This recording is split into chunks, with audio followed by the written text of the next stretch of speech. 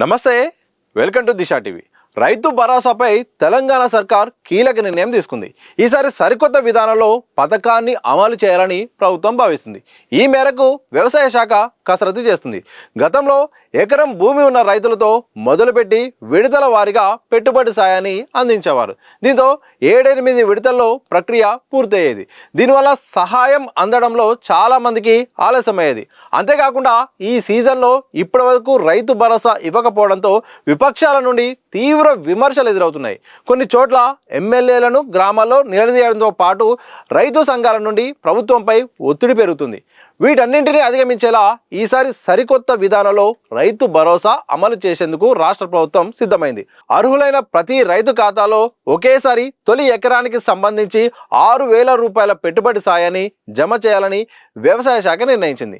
ఇప్పటికే ఆర్థిక శాఖ వద్ద రైతుల జాబితా సిద్ధంగా ఉండగా మొదటి విడత కింద సుమారు 70 లక్షల మంది రైతులకు 3,590 కోట్లు పంపిణీ చేయడానికి ఏర్పాటు సిద్ధం చేసింది.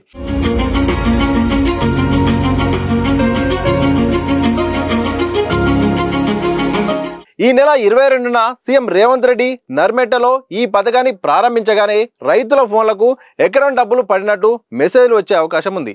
ఈ విధానం రైతులను మెప్పించవచ్చని వ్యవసాయ శాఖ భావిస్తుంది. ఇక రైతు భరోసా పెట్టుబడి సాయాన్ని ఈసారి మొత్తం 3 విడతల్లో పంపిణీ చేసేలాగా కసరత్తు చేస్తున్నారు. తొలి విడత పంపిణీ పూర్తయిన తర్వాత 20 రోజులకు రెండో విడత కింద 2,650 కోట్లు, ఏప్రిల్ నెలాఖరు వరకు 3వ విడత నిధులు జమ చేయనున్నట్టు తెలుస్తోంది. రాష్ట్రంలో 5 ఎకరాల్లోపు ఉన్న రైతులు 62,48,000 మంది ఉన్నారు. వీరికి సాయం అందితే దాదాపు 90% పూర్తయినట్టేనని వ్యవసాయ శాఖ భావిస్తుంది. దీంతో విపక్షాల నుండి విమర్శలకు వచ్చే అవకాశం ఉండదని కూడా భావిస్తుంది. కాగా 3 విడతల్లో కలిపి రాష్ట్రంలోని 1,50,00,000 ఎకరాలకు సంబంధించి రైతు ఖాతాలో సుమారు 9,000 కోట్ల రూపాయల రైతు భరోసా నిధులు జమ కాబోతున్నాయి. మరోవైపు ఇంతవరకు పెట్టుబడి సాయం పొందని రైతులు ఫిబ్రవరి 25లోగా కొత్త పట్టాదార్ పాస్ పుస్తకాలు పొందిన వారికి రైతు భరోసా కింద ఈ నెల 25లోగా దరఖాస్తు చేసుకునే అవకాశం కల్పించింది. అర్హులైన రైతులు రైతు భరోసా అప్లికేషన్ ఫామ్తో పాటు తమ ఆధార్ కార్డు, పట్టా, పాస్ పుస్తకం, అలాగే బ్యాంక్ అకౌంట్ జిరాక్సులతో స్థానిక రైతు వేదికల వద్ద కానీ లేదా వ్యవసాయ విస్తరణ శాఖ అధికారులకు కానీ దరఖాస్తులు అందజేయవచ్చని ప్రభుత్వం తెలుపుతుంది. మరోవైపు రైతు భరోసా పథకానికి అర్హులు కావాలంటే రైతులు తెలంగాణ రాష్ట్రానికి చెందినవారై ఉండాలి, కనీస వయసు 18 ఏళ్ళు ఉండాలి, సాగుకు యోగ్యమైన వ్యవసాయ భూమి ఉండి ధరణి పోర్టల్లో నమోదై ఉండాలి.